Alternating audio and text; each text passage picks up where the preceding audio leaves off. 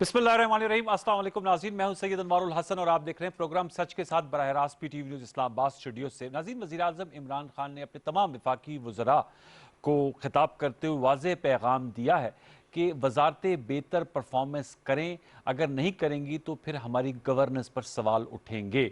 आज वजारतों के साथ एग्रीमेंट्स, जो कि पाकिस्तान में एक नया कॉन्सेप्ट है, परफॉर्मेंस एग्रीमेंट्स की इजरा की तकरीब से खिताब करते हुए वज़ीर आज़म इमरान खान साहब का कहना था कि पाकिस्तान तहरीक इंसाफ की हुकूमत के पास 2.25 साल हैं इस टर्म में। ज़ाहिर बात है 2.5 पौने 3 साल PTI की हुकूमत को हो गए हैं।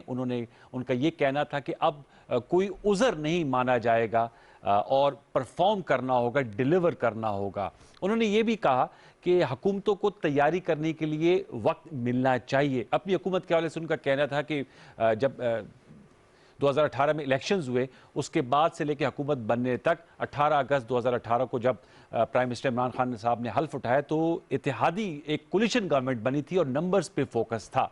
अमेरिका की मिसाल उन्होंने दी कि इस वक्त जो प्रेसिडेंट इलेक्ट है जो बाइडेन, उनको बड़ा वक्त मिला है अपनी टीम सेलेक्ट करने के हवाले से। उन्होंने ये भी कहा कि इस वक्त उनकी मौजूदा हुकूमत के जो सबसे बड़े चैलेंजेस हैं प्राइम मिनिस्टर इमरान खान साहब के करीब, वो पावर सेक्टर है और वो इन्फ्लेशन, महंगाई है। इस पर हम जरूर गुफ्तगू करेंगे जो प्राइम मिनिस्टर साहब ने अहदाफ मुकर्रर किए हैं और साथ में कहा है कि परफॉर्मेंस पे 5 साल बाद लोगों के पास जाएंगे। दूसरी जानिब अगर सियासत की बात करें तो अपोजिशन, PDM और बिलखसूस मौलाना फजल रहमान साहब अपनी ही जमात जमीयत उलमा इस्लाम फजल रहमान ग्रुप के सीनियर रहनुमाओं की तनकीद के जद में हैं। और कल हमने देखा मौलाना शेरानी साहब, जो इस्लामी नज़ाती काउंसिल के चेयरमैन भी रह चुके हैं, उन्होंने सख्त अल्फाज इस्तेमाल किए, मौलाना फजल रहमान साहब को सिलेक्टेड करार दिया। उसके बाद अभी ये उसके जो है वो बाज़गश्त सुनाई दे रही थी कि आज मौलाना सेनेटर गुल नसीब साहब, जो खैबर पख्तूनख्वा के अमीर रह चुके हैं, और शुजाउल मुल्क साहब, जो साबिक MN हैं, उन्होंने भी मौलाना साहब की जो पार्टी को चलाने का तरीका कार है, जो लोगों की सिलेक्शन है, उस पर बड़े संजीदा सवालात उठाए। और उन्होंने कहा कि जो सदाकत का मेयार था GOIF में, वो बदल चुका है। तो इस हवाले से जरूर जानेंगे कि एक तरफ अपनी पार्टी में दराड़े हैं और दूसरी तरफ मौलाना फजल रहमान साहब को नैब का भी नोटिस मिल चुका है। 28 दिसंबर तक उन्होंने जो उनके आमदन से ज्यादा असासाजात के हवाले से सवालात उठाए हैं, उनके जवाबात के हवाले से ये भी जरूर आज की नशिस्त में रखेंगे। और कल से PDM की तहरीक का दूसरा मरहला यानी महंगाई मार्च भी शुरू हो रहा है। फिर मुल्की मईशत के लिए भी अच्छी खबर आई है और बड़ी अहम खबर है कि G20 ममालिक, आपके इल्म में कि जब कोरोना वायरस की फर्स्ट फेज थी तो उस वक्त प्राइम मिनिस्टर इमरान खान साहब और दीगर रहनुमाओं ने कहा था कि जिन ममालिक के लिए कर्जे दिए गए हैं कोरोना वायरस के से मुकाबला करने के लिए, उसमें डेट रिपेमेंट को सस्पेंड किया जाए, यानी कि जो कर्जों की किस्तें देने के मामले को मुअत्तल किया जाए। आज इस सिलसिले में एक अहम पेशरफ्त हुई है और पाकिस्तान को अब $1.7 मिलियन यानी 1 अरब 70 करोड़ की जो डेट रिपेमेंट करनी थी वो मुअख्खर कर दी गई है, यानी अब वो बाद में करनी होगी। एक ब्रीदिंग स्पेस मिल गई है फाइनेंशियली स्पीकिंग और इंसदाद कोरोना के लिए, उसको इस्तेमाल में लाया जा सकता है। इस पर हम जरूर गुफ्तगू करेंगे। प्राइम मिनिस्टर साहब ने करंट अकाउंट सरप्लस की भी वो बात करते हैं जो कि बढ़ रहा है, ये कितनी अहमियत कहाँ मिल होता है। फिर ज़र मुबादला के ज़खायर में इजाफा, तो एक तरफ कोरोना वायरस की सेकंड फेज है और दूसरी तरफ मीशत के हवाले से ये जो खबरें आ रही हैं, इस पर भी तजिया लेंगे। 3 शख्सियात ने हमें ज्वाइन किया है। फ़ारूक हबीब साहब जो कि पार्लिमानी सेक्रेटरी बराए रेलवे हैं, मेंबर कौमी असम्बली हैं, PTI के मरकजी रहनुमा, आपका बहुत शुक्रिया स्टूडियोज़ में ज्वाइन करने का। सेनेटर कामरान मुर्तज़ा साहब मरकजी रहनुमा है जमीयत उलमा इस्लाम फजल रहमान ग्रुप के और बड़े ज़बरदस्त वकील भी हैं, सुप्रीम कोर्ट बार के सदर भी रह चुके हैं, हमारे साथ DSNG लिंक पर मौजूद हैं। बहुत नवाजिश कामरान मुर्तज़ा साहब के आपने वक्त दिया। आबिद क़य्यूम सुलैरी साहब, डॉक्टर आबिद क़य्यूम सुलैरी साहब स्काइप पर हमारे साथ मौजूद हैं, मारूफ इकोनॉमिस्ट हैं, PhD किया है इकोनॉमी में और सस्टेनेबल डेवलपमेंट पॉलिसी इंस्टीट्यूट के सरबराह हैं। इनसे सस्टेनेबल डेवलपमेंट के हवाले से भी जानेंगे। आपका भी बहुत शुक्रिया जनाब आबिद क़य्यूम साहब। फ़ारूक हबीब साहब, मैं आपसे जानना चाहूँगा, प्राइम मिनिस्टर साहब ने बोल्ड स्टेटमेंट दी है कि अब 2.25 साल हैं आप लोगों के पास और उसमें आप लोगों ने परफॉर्म करना है। उनका भी ये उज़र नहीं काबिल कबूल होगा कि नहीं समझ आ रहा या हमें इदराक नहीं था। साथ में उन्होंने कहा कि तैयारी मिलनी चाहिए, तैयारी का वक्त मिलना चाहिए। तो उस पर आपके सियासी जो मुखालफिन उनकी तनकीद आ रही है कि आप लोगों का तो दावा यह था कि टीम तैयार है और तैयारी के साथ हुकूमत में आए हैं। देखिए, बात यह है कि वज़ीर-ए-आज़म साहब की आज जो गुफ्तगू है, उसकी गुफ्तगू के 2 पहलू हैं। पहला पहलू ये है कि आज परफॉर्मेंस एग्रीमेंट हुआ और तमाम मिनिस्ट्रीज़ को वज़ीर-ए-आज़म ऑफिस से जो है वो टारगेट्स दिए गए हैं और वो टारगेट्स हैं जो वज़ीर-ए-आज़म साहब चाहते हैं कि अपनी अपनी मिनिस्ट्रीज़ में जो है वो रिफॉर्म्स लेकर आएँ और आवाम की बेहतरी के लिए जो काम है वो वहाँ पर आगे बढ़ाए जा सकें। और मैं समझता हूँ कि उसमें साथ ये भी बड़ा वाज़ेह किया गया कि तमाम मिनिस्टर्स जो हैं उनकी 3 माह बाद उसको रिव्यू किया जाएगा उन टारगेट्स का, और उसकी बुनियाद के ऊपर परफॉर्मेंस अप्रेजल होगी। तो मैं ये समझता हूँ कि अच्छी और खुशाइंद बात है। माजी में ये होता था कि वज़ीर आज़म साहब ही वन मैन शो होते थे और वो तो काबीना की मीटिंग्स भी नहीं किया करते थे, और फिर आपको याद होगा कि सुप्रीम कोर्ट को फैसला देना पड़ा कि government means not prime minister, government mean cabinet. तो कैबिनेट से तमाम फैसलों की तौसीक होनी चाहिए। उस वक्त तो आपने देखते थे साल में 2 बार कैबिनेट होती थी, जब जो है वो बादशाह सलामत का कभी दिल करता था तो बुला लेते थे वज़रा को, अदरवाइज़ नहीं थी। तो यहाँ पर जो है वो मामला मुख्तलिफ है। वज़ीर आज़म साहब एक एक वजारत की जो परफॉर्मेंस है उसके ऊपर नज़र रखे हुए हैं, ख़ुद उनको जांचते हैं, ख़ुद उसकी जांच पड़ताल करते हैं, उनको टारगेट्स देते हैं। और वज़ीर आज़म साहब ये चाहते हैं कि अब जितना वक्त मज़ीद बाकी है उस वक्त के अंदर जो है वो अपने टारगेट्स को जो है स्पीडीली जो है वो अचीव किया जाए। और इसका मतलब ये है कि वो अपने तमाम जो मिनिस्टर्स हैं उनको आज उन्होंने एक पैगाम दिया है कि आप अपनी कारकर्दगी को जो है वो मज़ीद बेहतर बनाएं, और जहाँ जहाँ बेहतरी की गुंजाइश है वहाँ पर आप जो है वो बेहतरी लेकर आएँ। जो दूसरी आज उन्होंने बात की वो भी एक अहम बात है। जिस तरह मैंने आपको कहा कि हम जो है वो ट्रेंड सेटर्स हैं, माजी के अंदर तो आपको ऐसी जो है वो मिसाल देखने को नहीं मिली, तो इसको अगर पॉजिटिवली मैं समझता हूँ कि हमें देखना चाहिए, इसको एक मुस्बत पेशरफ्त के तौर के ऊपर देखना चाहिए कि आप जो है वो अपने मिनिस्टर्स को और अपने साथ जो उनके सेक्रेटरीज़ हैं उनको जो है वो आप अपने टारगेट्स दे रहे हैं। इसी तरह जो बात उन्होंने की, मिसाल दी इसी कॉन्टेक्स्ट के अंदर कि यूएस के अंदर इंतखाबात को हुए जो है वो 2.5 माह का जो है वो उनको वक्त मिलेगा, उस दौरान जो बाइडन की तमाम इदारे उनको ब्रीफिंग्स दे रहे हैं ऑफिस संभालने से पहले, और उसी के दरमियान जो है वो अपनी टीम भी वहाँ पर सिलेक्ट कर रहे हैं। इसी तरीके से जो है वो एक हमारा बरतानिया का भी निज़ाम मौजूद है। तो यहाँ पर बदकिस्मती से पाकिस्तान के अंदर जो माजी की हुकूमतें हैं उन्होंने इदारों के अंदर आप देखें कोई सेंट्रल डेटा सिस्टम ही नहीं है, फिगर्स का सिस्टम नहीं है। कुछ एक इदारा कुछ फिगर दे रहा है, दूसरा इदारा कुछ फिगर दे रहा है, और तमाम मिनिस्ट्रीज़ की आपस में एक इंटीग्रेशन बहुत इंपॉर्टेंट है। अब मिसाल के तौर के ऊपर अगर एक मिनिस्ट्री ऑफ एनर्जी है, कोई डेवलपमेंट का प्रोजेक्ट लगाना चाहती है तो उसका प्रोजेक्ट जाएगा मिनिस्ट्री ऑफ प्लानिंग के पास। मिनिस्ट्री ऑफ प्लानिंग उसे वेट करेगी, प्रूव करेगी, उसकी समरी जो है वो फाइनली उसके बजट्स जो हैं वो फाइनेंस करने हैं आपके फाइनेंस ने। तो अगर कोई एक मिनिस्ट्री बहुत अच्छा परफॉर्म कर रही है लेकिन दूसरी मिनिस्ट्री उसकी परफॉर्मेंस के साथ उसको सपोर्ट फराहम नहीं करेगी तो वो मतलूबा नतायज जो है वो बर वक्त हासिल नहीं करेगी। तो लिहाजा सबको एक वेव लेंथ के ऊपर लाना, इंटीग्रेशन कराना बड़ा इंपॉर्टेंट है। इसी तरीके से आज उन्होंने मिनिस्ट्री ऑफ फूड का हवाला दिया कि बज़ाहिर एक वफाक के अंदर मिनिस्ट्री तो है लेकिन 18th अमेंडमेंट के बाद तमाम इख्तियारात सूबों के पास चले गए। अब आप देखें कि मुल्क के अंदर गंदम कितनी हो रही है, ज़रात के हवाले से चावल कितने हो रहे हैं, सब्जियों की क्या सूरत हाल है, शुगर केन की क्या। अगर सूबों से डेटा वफाक को ठीक नहीं आएगा तो फिर आप जो है वो अपनी एवेल्यूएशन या अपनी फोरकास्ट जो है फिर उसी डेटा की बेस पे करेंगे। तो उसमें आपने देखा कि उस डेटा के ऊपर लूप होल्स नजर आए, तो वज़ीर आज़म साहब की उसके ऊपर भी नजर है, आज उन्होंने उसकी भी निशानदेही की और उस डेटा को एक प्रॉपर एक सेंट्रलाइज सिस्टम के जरिए, एक वन थ्रेड के जरिए लाने के लिए भी जो है उसके लिए भी उन्होंने एक निज़ाम को जो है वो वज़ा करना शुरू किया है। और यकीनन जिन सूबों में हमारी हुकूमत है वहां पर हम इन लूप होल्स को जो है वो तेजी से कवर करेंगे और जिसके मैं समझता हूं कि अवाम के लिए भी मुस्बत नज़ारी सामने आएंगे। कामरान मुर्तज़ा साहब, सर ये बताएगा, प्राइम मिनिस्टर इमरान खान साहब तो अपनी जो उनकी मुद्दत है उसका जो बकिया अब 2.25 साल हैं उनके टारगेट्स आज सेट कर रहे हैं। दूसरी तरफ आप लोगों ने तो काउंटडाउन शुरू किया हुआ है, लेकिन साथ ही में चूंकि आप भी बहुत ही दरीना मेंबर हैं जमीयत उलमा इस्लाम फजल रहमान का और बलूचिस्तान से आपका ताल्लुक है, GIF के अंदर फूट पड़ गई है और मौलाना फजल रहमान साहब मेरे ख्याल में अनलाइक GIF की पॉलिटिक्स में उनके सिलेक्शन पे, उनके तरीके इंतखाब पे, उनको पार्टी उमूर चलाने के हवाले से शदीद तरीन तनकीद का सामना है। तो आप क्या कहेंगे इस हवाले से? प्राइम मिनिस्टर साहब तो कॉन्फिडेंट है, आज वो परफॉर्मेंस एग्रीमेंट्स कर रहे हैं और जो GIF है और चूंकि आप लोग PDM की सरबराही भी कर रहे हैं, वो तो जिनके खिलाफ तहरीक चलानी थी तो आपके तो अंदर खिलाफ तहरीक शुरू हो गई है। कामरान भाई, हाँ अनवार भाई, ये बड़ा कंपाउंड किस्म का आपने सवाल किया है। आप सवाल ये पूछ रहे हैं कि उसमें जो है ना हमारे इख्तलाफात के हवाले से जो बात पूछ रहे हैं या वज़ीर आज़म के हवाले से बात पूछ रहे हैं। तकाबुल कर रहे हैं ना कि यहाँ पर आप लोग कह रहे थे ना कि हुकूमत जो है वो चंद दिनों की मेहमान है। सवाल का नुक्ता नजर ये था कि वो तो 2.25 साल की प्लानिंग कर रहे हैं। वज़ीर आज़म साहब को माशाल्लाह 3.25 साल के बाद ख्याल ये आ गया कि ये उनके पार्ट पे इम्प्लाइड एडमिशन है कि वो अभी तक उनको कुछ पता नहीं है माशाल्लाह। और उसके बाद अब जो है ना वो पता करने के लिए उन्होंने वज़ीरों को इंस्ट्रक्शंस देना शुरू कर दिए। ये आड़ियाँ जड़ियाँ शुरू हो गई हैं। तो ये आड़ियाँ जड़ियाँ जो है ना ये 3 साल से चल रही हैं। पहले वो कहते थे कि जी हमारा 5 साल का सूबा पख्तूनख्वा का जो है ना वो तजर्बा है, वो सूबा पख्तूनख्वा वाला तजर्बा भी ख़त्म हो गया। फिर जब ये इलेक्शन था, मई में इन्होंने स्पीच की थी 2018 में कहा था कि हमारी वो पता नहीं कौन सी मुआशी जो टीम है वो तैयार है और उसके बाद हमने मुल्क को पता नहीं कहाँ से जो है ना मरीख तक पहुँचा देना है। तो वो मरीख तो क्या, ये जो है ना मुल्क बेचारा जो है ना वो झटके खा रहा है। तो जो मुल्क का हाल है वो सबके सामने इस वक्त महंगाई है, गवर्नेंस इनसे मामला चल नहीं पा रहे हैं, वो तो सबके सामने है। आपने सवाल किया कि JUI के हवाले से और मौलाना के इलेक्शन के हवाले से। मौलाना साहब तो इलेक्शन के हवाले से अनअपोज आए थे, किसी ने पेपर भी फाइल नहीं किए थे। किसी एक, आपको याद है या नहीं याद? अगर नहीं है तो कोई क्लिप निकलवा लीजिए।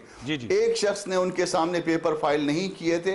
और अब ये इस स्टेज पे कहना, जब गवर्नमेंट की चीखें निकल रही हैं, उस स्टेज पे 2 4 5 आदमी जो है ना वो आके जो है ना वो हमारे दोस्त, हमारे भाई, हमारे 2 4 5 आदमी बड़े नुमाया हैं पार्ट पे आके ये कामरान भाई, आप शिरानी साहब नुमाया है, मुझे उनका एहतराम है। मगर ऐसा है, अगर ऐसा है ना कि कोई मेरे जैसा आदमी जो ना स्टैब्लिशमेंट उसको इस्तेमाल करती तो शायद कोई उसको आप आज इसको डिस्कस ना कर रहे होते। तो वो नुमाया बंदे को जो है ना, जो बंदा नुमाया रहा है स्टैब्लिशमेंट ने, उसी को इस्तेमाल करना है। इनफैक्ट स्टैब्लिशमेंट की चीखें निकल रही हैं। ये इन लोगों के मुंह से जो कुछ निकल रहा है वो स्टैब्लिशमेंट की चीखें हैं और ये इस सिटिंग गवर्नमेंट की चीखें हैं। आपकी पार्टी के नुमाइंदा रकीब क्यों आलाकार बन रहे हैं? 2 साल से वो क्यों आलाकार बन रहे हैं? हाफिज हुसैन अहमद साहब, कोई और भी बन जाए कल।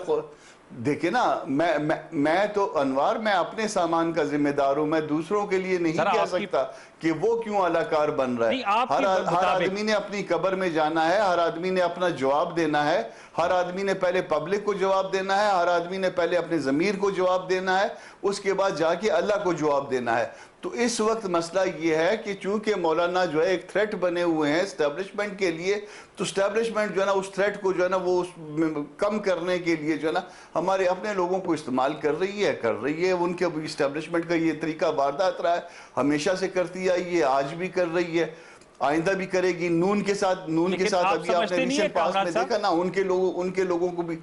लेकिन आप ये नहीं समझते कि अगर मौलाना साहब की क़यादत पर उनके फैसलों पर सवालात उठ रहे हैं? और देखें, सेनेटर गुल नसीब साहब जो हैं वो KP के अमीर रह चुके हैं, मौलाना शिरानी साहब बड़े पुराने हैं, शुजा मुल्क साहब हैं, हाफिज हुसैन अहमद साहब हैं। सेनेटर गुल नसीब साहब, उनकी नाराजगी कोई और है। सेनेटर गुल नसीब साहब की नाराजगी कुछ और है, मौलाना शिरानी साहब की नाराजगी कुछ और है। हमारे मोहतरम हैं, हमारे बड़े हैं, मगर उस नाराजगी को स्टैब्लिशमेंट के पलड़े में नहीं डालना चाहिए था। अगर कोई नाराजगी थी मौलाना साहब से, जमात तो आप डाल रहे हैं ना, अदारे मौजूद है, उनमें सवाल उठाए जा सकते थे। ये इस स्टेज पे, मीडिया पे आप स्टेज देखिए, ये इस वक्त जबकि एक और नया मरहला शुरू हो रहा है तारीख का, उससे पहले जो ना वो चंद लोगों के बयान आना, ये वही भूमनी सी कोशिश है। ये हमेशा करते हैं लोग इस तरह के, ये एस्टैब्लिशमेंट वाले, कि उस वक्त जब मतलब कोई चीज़ देखा कि कोई दबाव ज्यादा आ रहा है, उस वक्त जो है ना वो 2 4 लोग जो है ना वो खड़े कर लिए। और उनके पार्टी के अंदर इस हवाले से कोई सोच पाई जाती है? पार्टी के अंदर, हमारे साथ भी हो रहा है, जमीयत उलमा इस्लाम के, कि ये पार्टी की क़यादत में सवालात को जवाब दिया जाएगा। पार्टी का इजलास तलब हो गया। अच्छा, वो पार्टी के सबसे आला अदारे का इजलास तलब हो गया। 24 को वो इजलास है। वो उसको बाकी मामला में शायद मौलाना पता नहीं मुनासिब समझे, जो उनके हवाले से बात की गई है या नहीं की गई है, उसके हवाले से वो रिस्पॉन्ड करना चाहें या ना करना चाहें। मगर जो पार्टी पॉलिसियों के हवाले से बात की गई है या जो इसराइल के हवाले से बात की गई है, उस पर यकीनन जवाब दिया जाएगा। मौरूसियत पे भी बात की गई है। कामरान मुर्तज़ा साहब के मौरूसियत नहीं होनी चाहिए। ज़ाहिर बात है मुफ्ती महमूद साहब के फर्जंद हैं मौलाना साहब। आपने खुद कहा कि मद्दे मुकाबिल कोई अनअपोज आए अगर- थे, अगर- कोई मुकाबिल अगर में मौलाना नहीं था। मुफ्ती महमूद दूसरा ये का कहा कि फर्जंद- पैसे वाले अगर लोगों की मौलाना इंग्रेस हो गई है, JUIF में जिनके पास पैसा रसूख है, सुन लीजिए, उनके लिए उनकी सुन इंग्रेस हो लीजिए गई अनवार है। साहब, सुन लीजिए। अगर मौलाना मुफ्ती महमूद के फर्जंद में ये सलाहियत है कि वो PDM की क़यादत कर सके, वो तो JUI की क़यादत थी ना, PDM की क़यादत कर सके, तो इसके ऊपर कोई हमारे किसी साथी को एतराज़ करना चाहिए था या इस पे खुश होना चाहिए था कि हमारा एक साथी जो है इतने बड़े इत्तेहाद की क़यादत कर रहा है। नहीं, वो आप क़यादत है, लेकिन चले। और दूसरा, मौलाना साहब के असासों के हवाले से 28 नहीं, दिसंबर इसमें को भी जवाब मरूसियत मांगा है। थी, PDM के हवाले से भी कोई मरूसियत थी। अब आप ये कहें कि मौलाना मुफ्ती महमूद भी चूंकि जो ना वो एक इत्तेहाद की सरबराही करते रहे, इसलिए जो आज PDM भी है जो ना उसकी सरबराही जो मौलाना कर रहे हैं, ये भी मरूसियत है। ये फिर अच्छा। ये भी आर्गूमेंट है। देखिए, ये सवालात तो उठते हैं जब कामा मुर्तजा साहब चाहे प्राइम मिनिस्टर इमरान खान साहब की जमात के सवाल हवाले से कोई इसलिए बयान उठाए देता जाते है, हैं, सवाल नवाज शरीफ इसलिए साहब उठाए की जमात जाते से हैं जब सवाल किसी उठाता को है, दर्द होता है, पीपल्स पार्टी के हवाले से, जब जब वो किसी को मौलाना तकलीफ शिरानी साहब, पहुंचती है। अब मुझे तो जाहिर बात है, आज फजल रहमान साहब इंटरव्यू दे रहे थे मौलाना साहब, और वो कहते हैं मौलाना शिरानी उनके भी बुजुर्ग हैं, मतलब वो एक तवील अरसे से वाबस्ता हैं JUIF के साथ। हमारे सबके बुजुर्ग हैं, हमें आज भी एहतराम है, हमें आज भी एहतराम है, हमें बहुत एहतराम है उनका। हमें सर, ये वैसे अभी भी पसंद अगर एहतराम वो कामरान आए, में भी आगे अगर चलता हूं। उनके जूते जी, अगर जूते क्या? जूते भी उठाने पड़े हम उनके जूते भी उठा लेंगे, मगर बात यह है कि ये बात इस वक्त गैर मुनासिब है। बात का हक़ाइक़ उन्होंने के साथ गैर कोई मुनासिब ताल्लुक किया, लेकिन सर नहीं मैं है, ये नोट किया, खामखा एक बस क्रिएट किया है। इजी टारगेट ये है कि जो मामले का जवाब ना सूझे वो एस्टेब्लिशमेंट पे डाल दो। बारके जरा मैं चलता हूँ डॉक्टर आबिद साहब की जानिब और उनसे भी जानने की कोशिश करते हैं। डॉक्टर आबिद साहब, आप इस क्या मुल्क कहेंगे? में तमाम तर गुनाह जो है वो एस्टेब्लिशमेंट नहीं किए हैं। वो सियासतदान उनको कंधा देते रहे ना सर, सियासतदानों ने हमेशा कंधा फराम किया ना। मौलाना साहब भी परवेज मुशर्रफ साहब की दौर की असेंबली अगर सियासतदानों ने आज फैसला कर लिया है कि इसको कंधा नहीं देना और इनसे जान छुड़वानी है, इनको दस्तूर के दायरे में बंद करना है, तो किसी को क्या प्रॉब्लम है? नहीं, कोई प्रॉब्लम नहीं है, लेकिन अब देखते हैं ना, वॉक द टॉक करनी है ना सर। मैं थोड़ा इस पे बात करता हूं, आबिद साहब को भी ले लें। असल देखें, मसला ये है कि एस्टेब्लिशमेंट आज बुरी हो गई है ना, क्योंकि आज एस्टेब्लिशमेंट ने जो है वो इनको कश्मीर कमेटी नहीं मिली, आज जो है वो सियासी बेरोजगारी का सामना है। इसी असेंबली से, जिस असेंबली को फजल रहमान साहब ये कहते थे कि ये असेंबली जो है वो जाली मैंडेट पे आई है, इसी असेंबली से सदारत का बोर्ड नहीं लिया उन्होंने, इलेक्शन लड़ने नहीं आए। क्या उनके बेटे असेंबली के अंदर जो है वो नहीं बैठे हुए? फिर बात यह है, एस्टेब्लिशमेंट की बात तो आप उस वक्त करें ना जब आप लोग खुद 2002 के अंदर मुशर्रफ को जो है वो आपका सहारा दिया था। LFO किसने पास करवाया था? इस्तीफे आपने नहीं दिए थे। काजी हुसैन अहमद इस्तीफा देने आ गए थे, अल्लाह उनको जन्नत में जगह दे मरहूम को, आप इस्तीफे से पीछे हट गए थे। और आपने हमेशा, आज भी आप ये बात कहते हैं, क्या नहीं कह रही पूरी PDM ये कह रही है, अच्छा इमरान खान को घर भेज दो, हम फिर आपके साथ अच्छे बच्चों की तरह जो है वो काम करने को तैयार हैं। तो मसला ये है कि आप आज इतने बड़े डेमोक्रेट ना बने।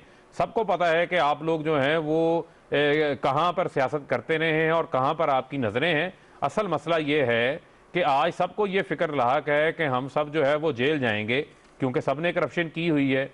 इस हमाम के अंदर जो है वो जितनी PDM है वो सारी नंगी है, सबके ऊपर केसेस हैं, सब NRO जो है वो लेना चाहते हैं। आज फजल रहमान साहब के जो है वो कौन सा कारोबार है जो इतने इतने बड़े असासे निकल आए हैं, इतनी लंबी तफसीलात निकल आई हैं, क्या उनको उन्होंने जस्टिफाई किया है? जस्टिफाई करना पसंद करेंगे, वो आगे से धमकियां लगाते हैं कि हम एक पार्लियामेंट के बनाए हुए इदारे को जो है वो हम उसका गहराव करेंगे, हम उसकी जो है वो तोड़ फोड़ करेंगे, आप कानून को हाथ लेने के ऊपर बात करते हैं। तो ऐसी बातें ना करें।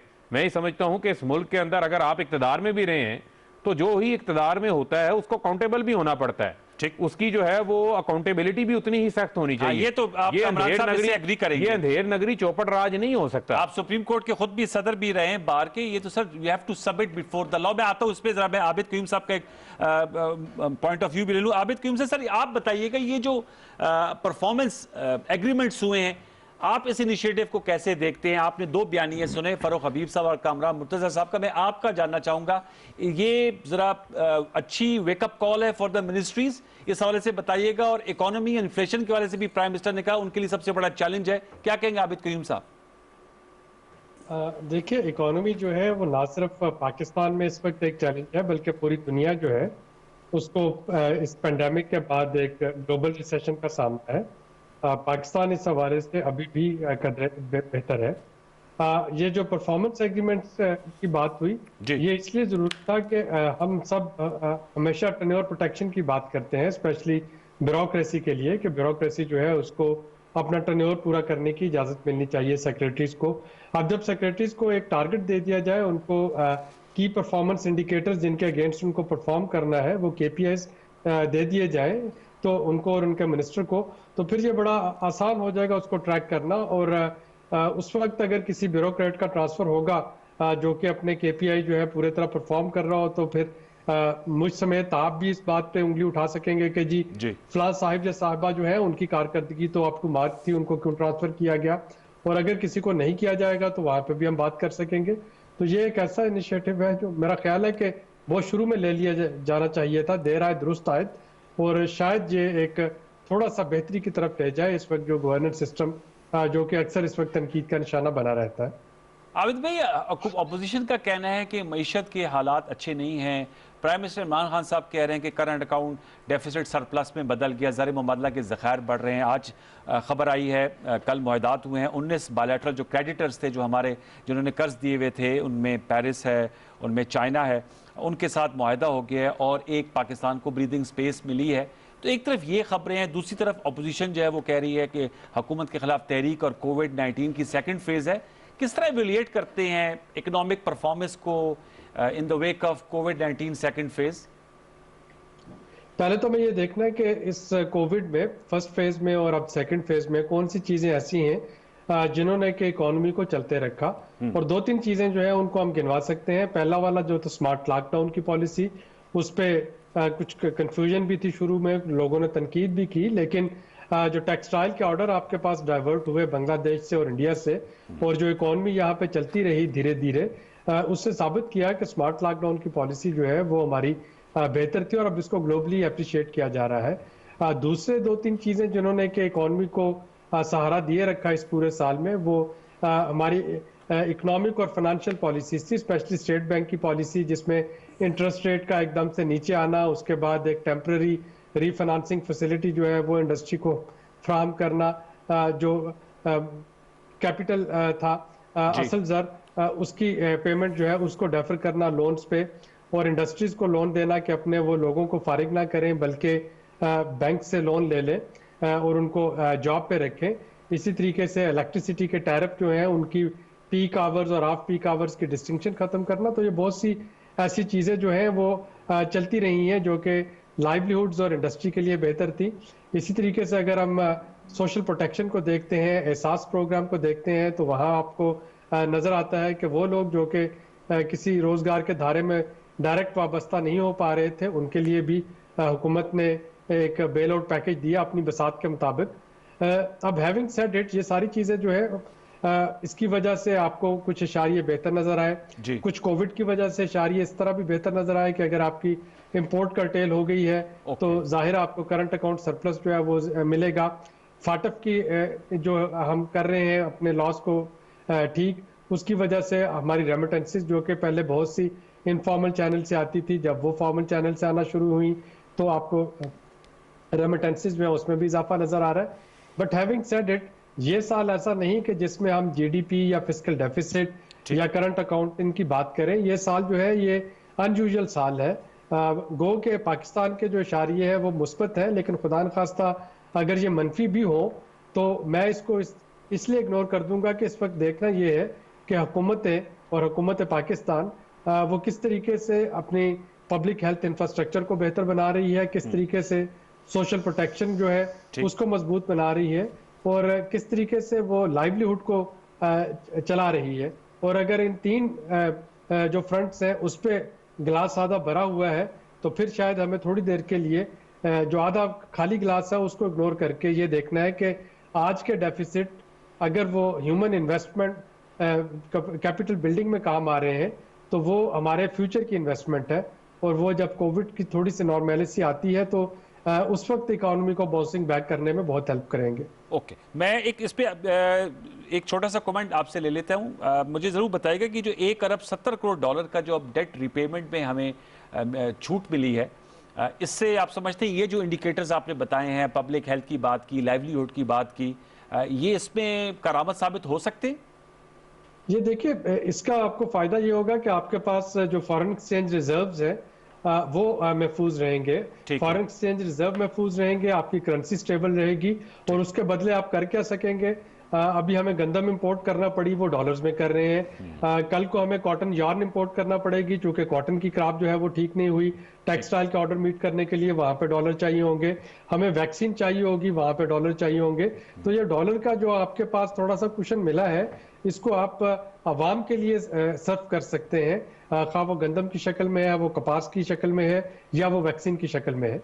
तो ये इस वक्त कुशन मिलना जो है ये बहुत अहम था। बहुत अहम था। कमरा मुर्तज़ा साहब, सर इधर बताए, हमारी इक्तिसादियात और सियासत साथ साथ चलती हैं और जाहिर सी बात है कि सियासत और इसका आप चोली दामन का साथ है, तो उस हवाले से इकोनॉमी के हवाले से बात करते हैं। अगर आप कोई कमेंट करना चाहें तो ज़रूर कीजिएगा, लेकिन सवाल मैं दोबारा उस तरफ लौट के आऊँगा असासाजात के हवाले से। जाहिर सी बात है, everybody is accountable towards law. तो मैं जानना चाहूंगा कि अब मौलाना फजल रहमान साहब इसकी जरूरत महसूस करते हैं कि 28 दिसंबर तक वो अपना जवाब दे देंगे और जो उनसे सवाल किए गए। इससे पहले ये सुन लीजिए, ये 1 अरब 70 करोड़ डॉलर की जो बात कर रहे हैं, ये वो चीनी चोरों और गंदम चोरों को ये इससे ज्यादा पैसे वो खा चुके हैं। ये 3 सालों में जो लूट मार हुई है, ये जो माफियाज है, जो जिसके बारे में ये खुद कह रहे हैं, इनके अपने हफीज शेख पे एलिगेशन है, इनके अपने तरीन साहब पे एलिगेशन है, इनके अपने जो है ना वो गिलगित बल्तिस्तान वाले वजीर आला पे एलिगेशन है। तो ये उनका ये इससे ज्यादा पैसे जो है ना उनके पेट में जा चुके हैं। इससे क्या लोगों को, आवाम को कुछ मिलना है? कुछ भी नहीं मिलना। अब आप आज ही मौलाना फजल रहमान साहब की बात कर रहे हैं कि आया वो रिस्पॉन्ड करेंगे या नहीं करेंगे। पहली बात यह है कि वो नोटिस जो है ना, वो नोटिस सिर्फ आपके मीडिया की तरफ से, और वो भी सरकारी मीडिया की तरफ से, या जिसको सरकार बैक करती है उस मीडिया की तरफ से चैनल पर चलाया जा रहा है। आज तक चैनल पर नोटिस की सर्विस, हर चैनल वो सर्विस, बात तो सुन लीजिए ना। हर चैनल पे, पता नहीं कौन कौन से हर चैनल पे है, मगर वो हर चैनल पे होगा, मगर वो मौलाना तक वो आज तक क्वेश्चनियर नहीं पहुंचा। अगर वो क्वेश्चनियर पहुंचता तो फिर उसके बाद हम इसका रिस्पॉन्ड देते। मगर एक और बात सुन लीजिए, उसमें एक सवाल ये है कि पार्टी फंडिंग के हवाले से ये इमरान खान से सवाल किया आज तक किसी ने?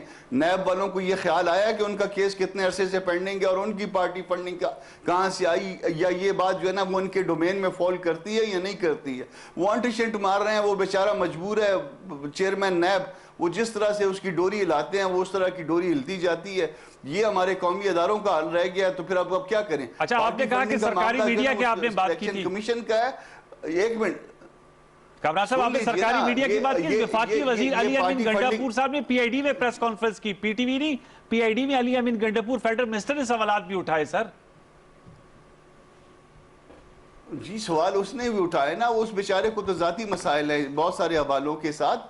मगर सिर्फ मुझे इस बात का जवाब दे दीजिए कि ये जो आपके मीडिया पे चल रहा है कि ये जमात के लिए जो ना वसाइल कहाँ से आए, ये क्या ये मामला जो ना नैब के परव्यू में आता है या इलेक्शन कमीशन के परव्यू में आता है? और अगर मान लिया जाए कि नैब के परव्यू में आता है, तो फिर आज तक इमरान खान पे अकबर एस बाबर के जो सवालात हैं उसको जो ना नैब ने क्यों नहीं उसका काग्निजेंस लिया?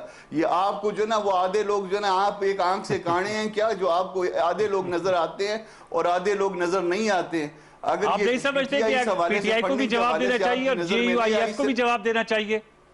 एज ए लॉयर आप समझते हैं कि जहां पीटीआई से आप कह रहे हैं जेयूआईएफ से भी सवाल का जवाब आना चाहिए? के मुताबिक, मगर इससे पहले पुराना मामला किसका है? पीटीआई का मामला पुराना है या मेरा मामला पुराना है? मुझे तो नोटिस आज तक सर्व नहीं हुआ।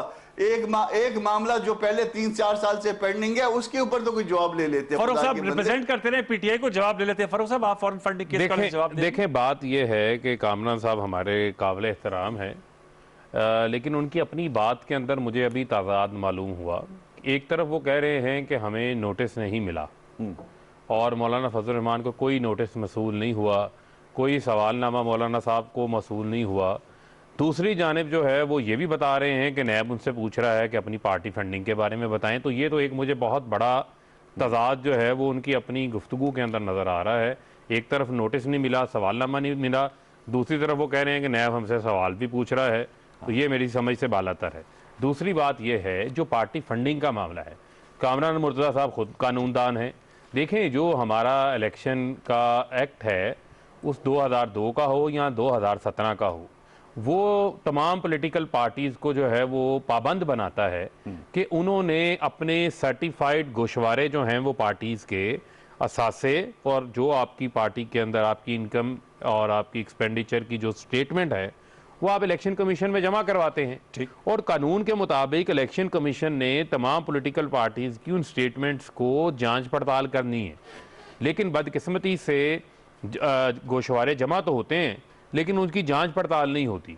तो अभी इलेक्शन कमीशन के सामने कामरान मुर्तज़ा साहब के मैं इल्म में इजाफा करता चलूँ कि एक पटिशन जो है वो तकरीबन 1 साल से उनके सामने है, दायर हुई है, जहाँ पर यही इस्तदा की गई है कि तमाम पॉलिटिकल पार्टीज, तमाम JUI, PMLN, Peoples Party, PTI, whatever जो भी है, ठीक, क्योंकि कानून का ये तकाजा है ना। इसके ऊपर 2016 में सुप्रीम कोर्ट का भी एक फैसला आया हुआ है। जो हनीफ अब्बासी एक केस लेकर गए थे तो सुप्रीम कोर्ट ने कहा कि भाई ये तो फॉरेन फंडिंग का जो मामला, जो बार बार ये बात करते हैं, ये गुमराह करते हैं कौम को कि फॉरेन फंडिंग का मामला केस जो है वो इलेक्शन कमीशन के परव्यू में आता ही नहीं है। वो तो केस ही वफाकी हुकूमत चला सकती है। उसका मतलब ये है कि आप किसी फॉरेन गवर्नमेंट से पैसा लेकर मुल्क के खिलाफ काम कर रहे हैं। और पाकिस्तान के अंदर एक पार्टी के ऊपर इसी बुनियाद के ऊपर ऑलरेडी एक रेफरेंस भी बना था, उसके ऊपर पाबंदी भी लगी हुई है।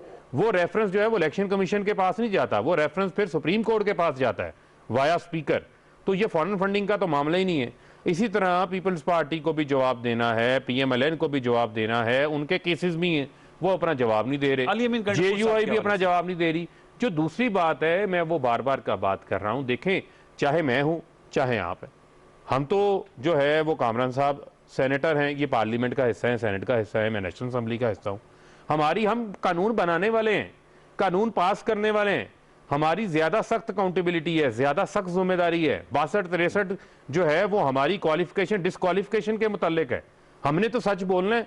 जो आपने असासे बनाए हैं इक़्तिदार में, आपके ऊपर अल्लाह ताला का फजलो करम होगा, आपकी बहुत ज्यादा जो है वो बड़ी बड़ी फैक्ट्रीज चल रही होंगी, प्रॉफिट के अंदर होंगी, मुनाफे में होंगी, जिससे आपने बड़े बड़े असासे बना लिए। गुजारिश तो सुन लेना, हो सकता है ना को हो जो असासे हैं सर, वो असासे ऐसे तो नहीं बन जाते, किसी जगह से कोई आमदन होगी तो असासे बने ना। हम कहते हैं वो जो हलाल ज़राए अल्हम्दुलिल्लाह, वो आप भी मियां नवाज शरीफ की तरह अल्हम्दुलिल्लाह ला के जो है वो पब्लिक के सामने रख दें और अल्हम्दुलिल्लाह उसके ऊपर एक प्रेस कॉन्फ्रेंस भी करें, बताएं कि ये हमारे ज़राए हैं जिससे हमने ये इस्लामाबाद का घर खरीदा, ये DI खान के अंदर ये हमने फलानी ज़मीन खरीदी, ये हमने फलाने शहर के अंदर जो है वो फलानी इन्वेस्टमेंट की।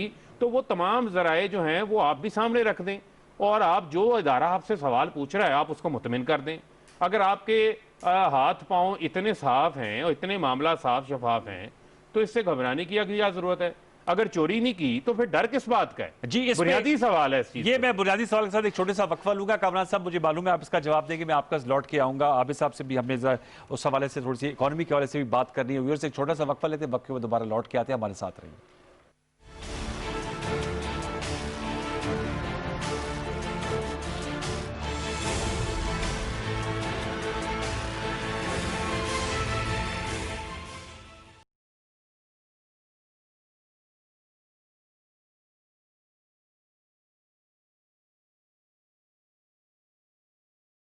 के लोगों के लिए एक तारीखी मौका मिल गया है आजाद होने का। ईंट का जवाब हम पत्थर से देंगे। ये सिर्फ हिंदुस्तान को मानते हैं। ये वो आखिरी जो पत्ता खेल गया है, इसके बाद अब इंशाल्लाह कश्मीर आजाद होगा।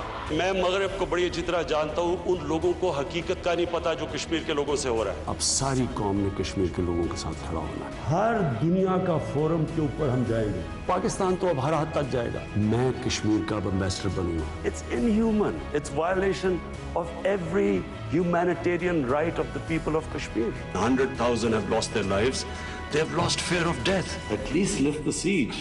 I mean, it's a huge humanitarian crisis taking place. People of Kashmir have the right of self-determination. Illegally, they revoked Article 370. United Nations की Security Council के अंदर इजलास में डिस्कस हुआ 3 दफा. They put 8 million people of Kashmir under curfew. Mr. Narendra Modi is a life member of RSS. This RSS believed in the ethnic cleansing of Muslims. 100,000 Kashmiris have died in the past 30 years. This is a test for the United Nations. This is the time to take action. The RSS founding fathers were inspired by the Nazis. The Hindutva ideology is set to marginalize almost 300 million human beings.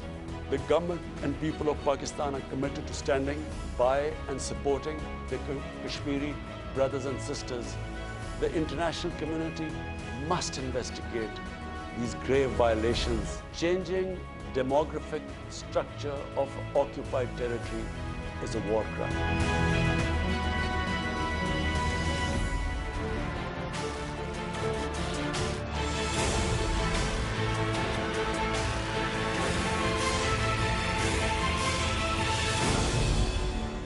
Viewers, गुफ्तगू को आगे बढ़ाने से पहले हमने हमारे नुमाइंदे ने पैकेज तैयार किया है जो G20 ममालिक के हवाले से हम चाह रहे हैं कि इस हवाले से आपको थोड़ा सा इतराक हो कि इसमें क्या इसके असरात हो सकते हैं और जो इकोनॉमी है उस हवाले से भी एक पैकेज तैयार किया। जरा पैकेज देखते हैं, फिर हम दोबारा लौट के गुफ्तगू की तरफ आएंगे। कोरोना की दूसरी लहर के पेश नजर जहां दुनिया के बेशतर ममालिक को गैर मामूली सूरत हाल का सामना है, वहीं आलमी सतह पर मईशत को भी इस वबा ने मुतासिर किया।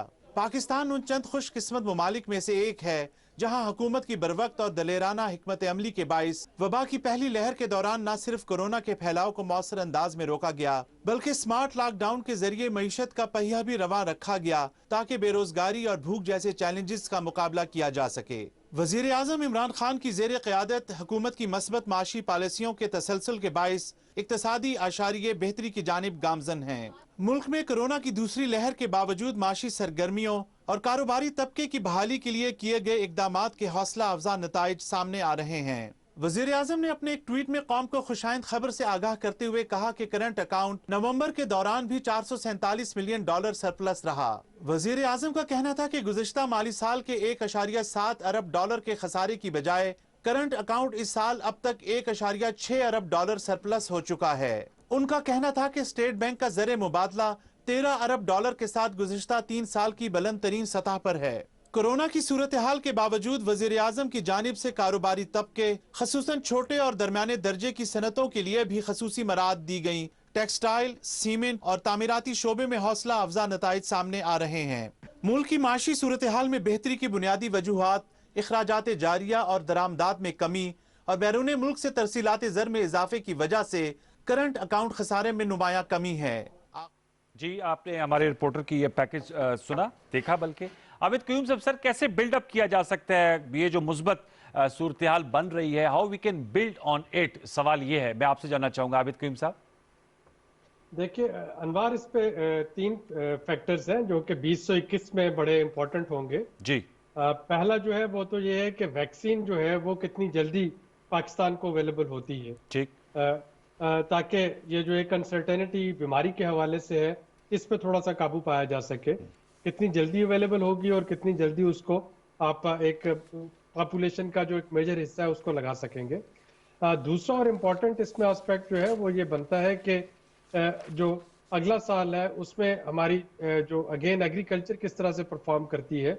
अभी गंदम की जो है वो दोबारा से सोइंग शुरू होगी और अप्रैल मई में देखना होगा कि गंदम की क्रॉप कैसी आती है, चूँकि पेट्रोल के साथ साथ गंदम की कीमतें जो है ये एक ऐसा ट्रिगर है जो कि आपकी इकोनॉमी को मेक और ब्रेक बना सकती है। ठीक। और तीसरा और इम्पोर्टेंट जो है जिसपे हमने प्रोग्राम शुरू किया था वो गवर्नेंस का एस्पेक्ट है।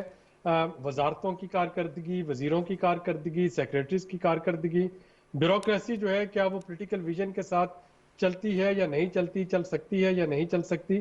क्योंकि हमने देखा है कि बहुत से अच्छे इनिशिएटिव खा वो इस हुकूमत के हों या इससे पहली हुकूमतों के हों, बाज़ वो इस वजह से भी टेक ऑफ नहीं कर पाते कि उनको ब्यूरोक्रेटिक हर्डल्स का सामना करना होता है। तो ये जो 2-3 फैक्टर्स होंगे ये डिटरमिन कर रहे होंगे कि अगला साल जो है जो इस तरह की हमें अपॉर्चुनिटीज मिली हैं क्या हम उनको कैपिटलाइज कर पाते हैं अगले साल के लिए या नहीं कर पाते। बड़ा आपने नुकता उठाया। 18वीं तरमीम के वाले से थोड़ा सा बताइएगा, आप लोगों की क्या स्टडी है?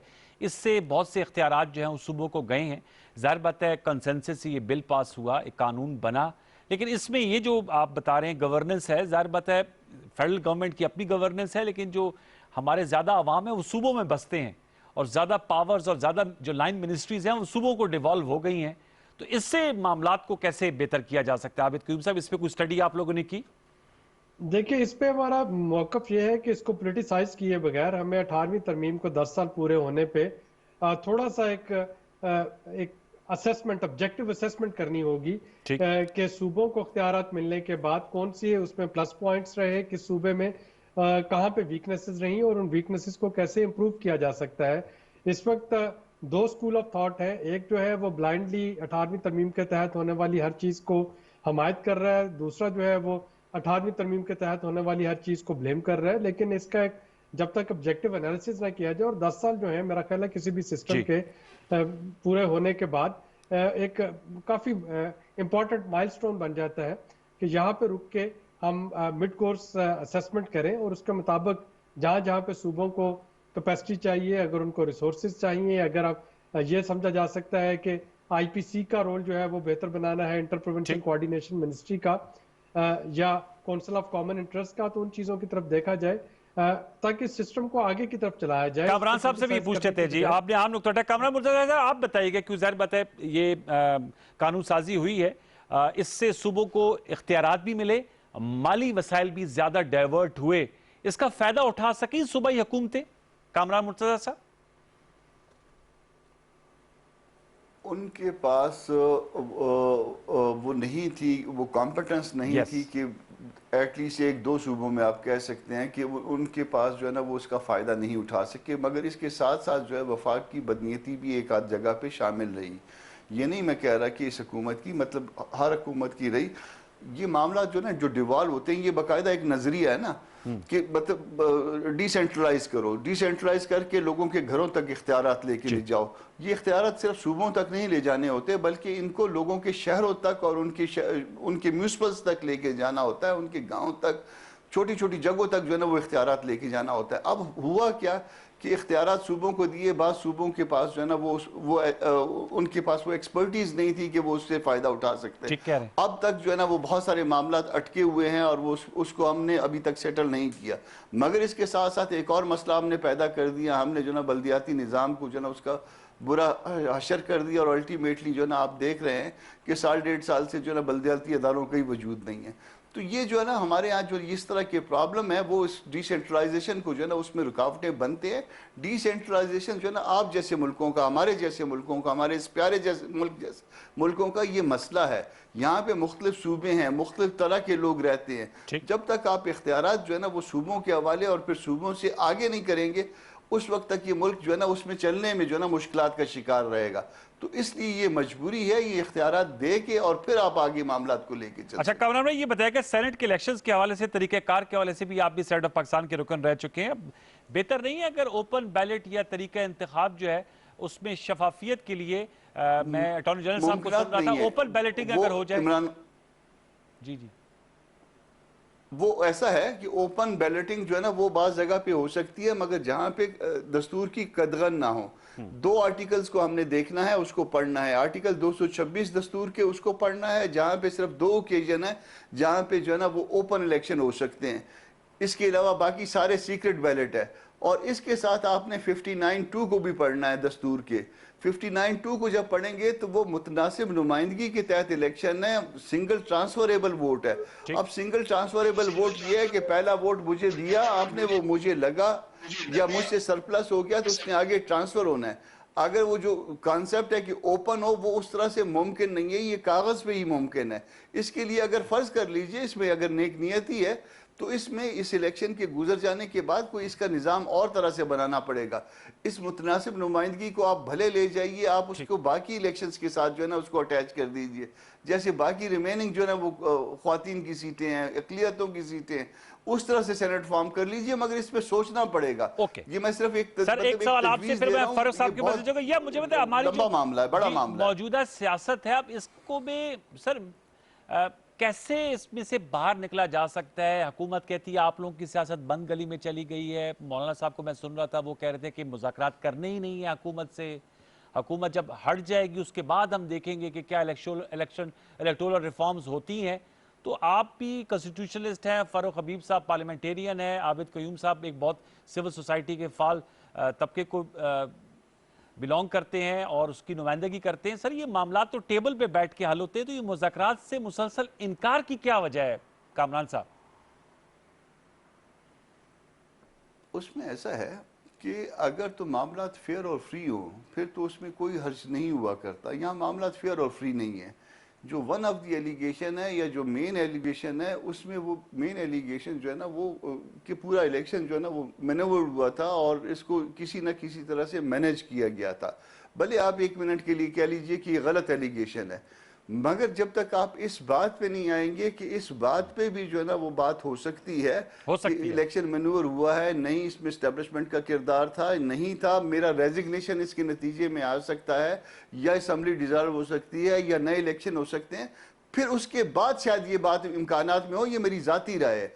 मगर इससे पहले जब तक ये सारा उस पैकेज का हिस्सा नहीं बनाया जाए ये बात मुमकिन नहीं होगी, क्योंकि बड़ा एलिगेशन सबसे जो है ना वो ये है जी एलिगेशन 2002 के इलेक्शन में भी बहुत बड़ा एलिगेशन था, लेकिन मौलाना फजल रहमान साहब ने उनको शफाफ इलेक्शन करार दिया था। रिकॉर्ड पे कामरान साहब कि जिस इलेक्शन में जो है वो बंतर बांट हो जाए, आपको इक्तिदार में शेयर मिल जाए, वो इलेक्शन फ्री एंड फेयर हो जाता है, वो इलेक्शन आइन की रूह के मुताबिक भी जेन्युइन हो जाता है। मसला ये है कि 2013 के अंदर भी फजल रहमान साहब की बेशुमार स्टेटमेंट्स मौजूद हैं। उन्होंने कहा था कि इससे बड़ा रिग्ड इलेक्शन ही कोई नहीं हुआ, लेकिन जब उन्हें इक़्तिदार में शेयर मिल गया, वजारतें मिल गई, कश्मीर कमेटी की चेयरमैनशिप मिल गई और तमाम उनको पेज एंड वर्क्स मिल गए, अल्ले तल्ले शुरू हो गए, प्रोटोकॉल मिल गया, सब चीज़ें हो गई, कोई पूछने वाला कोई नहीं था और सूनियाँ हो गई, गलियाँ विचकल्ला रांझा यार फेरे, वो सारा माहौल बन गया था। मसला ये था कि उस वक्त तो फिर धांधली ख़त्म हो गई थी, कोई एहतजाज नहीं हुआ। अब मसला ये है कि शेयर नहीं मिल रहा, उसकी बुनियाद के ऊपर धांधली हो रही है। ये मुझे बताएं कि एक इलेक्शन में इन्होंने बनवाई थी एक पार्लियामेंट की कमेटी, ठीक है, उस कमेटी के इजलास के हवाले से ना इन्होंने कभी फोरम के ऊपर खड़े होकर कोई तकरीर की, ना कोई डिमांड की, ना इन्होंने उसके ऊपर कोई बाइकआउट किया, ना उसके हवाले से इन्होंने कोई उसके ऊपर कोई प्रेस कॉन्फ्रेंस की। ये प्रोडक्शन आर्डर्स के लिए प्रेस कॉन्फ्रेंसें करते रहे हैं, ये स्टैंडिंग कमेटियों की चेयरमैनियों के लिए प्रेस कॉन्फ्रेंसें करते रहे हैं, इसके अलावा इनका एजेंडा कोई नहीं रहा। तो अब आप लोग ये सारा नहीं आ जाए, इस्लामाबाद पहले भी आए थे, पिछले साल भी आए थे ना जी। उस वक्त मौलाना साहब को इन्हीं 2 जमातों ने सीढ़ी दी थी, कंटेनर पर चढ़ गए, पीछे मुड़ के देखा सीढ़ी गायब थी, बावर्ची भी गायब था, आपने कहा भी सीढ़ी भी गायब थी, बावर्ची भी गायब था। अब मसला ये है कि धरना वापस लेके जाना पड़ा। अब फिर इस किस्म का मामला होगा। मैं इनको ये कह रहा हूँ कि मसला ये है कि अपोजिशन के अंदर एक बहुत बड़ी अपोजिशन छुपी हुई है, जिसके बारे में वो कह रहे हैं कि विकेट के दोनों जानिब जो है वो खेल रही है। ठीक है, इन्होंने तो 14 लोग सेनेट वाले निकालने थे, ये वो नहीं बाहर निकाल सके, वो भी आज भी इनकी सफों के अंदर मौजूद है। रिकॉर्ड पे था बयान के पहले धरने में आप लोगों के साथ हैंड हो गया था, तो मसला इस दफा तो नहीं हो जाएगा। मसला ये है कि अपोजिशन का आलम ये है, देखिए मुख्तलिफ जमातें हैं, किसी के साथ भी हो सकता है, इनके साथ भी हो सकता है, हमारे साथ भी हो सकता है, अभी भी एहतमाल है कि हैंड हो सकता है। ये तो जाहिर है इसमें। हाँ नहीं, ये तो इम्कानात में तो हर चीज मुमकिन है ना। तो आप तो गोल्डन शेक हैंड की तैयारी कर रहे हैं ना, पॉसिबिलिटी है, मगर उसके बाद उसके बाद सुन लीजिए, on a lighter note Farooq साहब कह रहे हैं गोल्डन हैंड शेक की तैयारी। कामरान साहब आप गोल्डन शेक हैंड की तैयारी करें, वो ठीक है। उसके हम गले मिलने की भी तैयारी कर लेते हैं, फिक्र ना करिए। कोविड है, गले नहीं मिल सकते सर। बात ये कोविड, अच्छा कोविड से डरते हो? नहीं, जिसको एक दफा हो गया उसकी जान छुटी हुई है फिलहाल। चले जी, वक्त मेरा खत्म हो गया। On a happy note we close this programme. Kamran Murtaza आपका बहुत शुक्रिया, आबिद क़य्यूम साहब, फारूक हवीज साहब, तीनों मौजूद मेहमानों का बहुत शुक्रिया। व्यूअर्स, जाहिर बात है सियासत अपनी जगह, इक़्तिसादियत अपनी जगह। अब आने वाले दिनों में देखते हैं कि मामला किस तरफ जाते हैं। कल सेकंड फेज PDM का शुरू कर रहा है, उस पर भी हम बात करेंगे, महंगाई मार्च और इसके अलावा जो मुतल्लिका इशूज़ हैं। कल तक के लिए सैयद अनवारुल हसन और सच के साथ की प्रोडक्शन टीम को इजाज़त दी। अपना बहुत सा ख्याल रखिए, अल्लाह ने के बाद।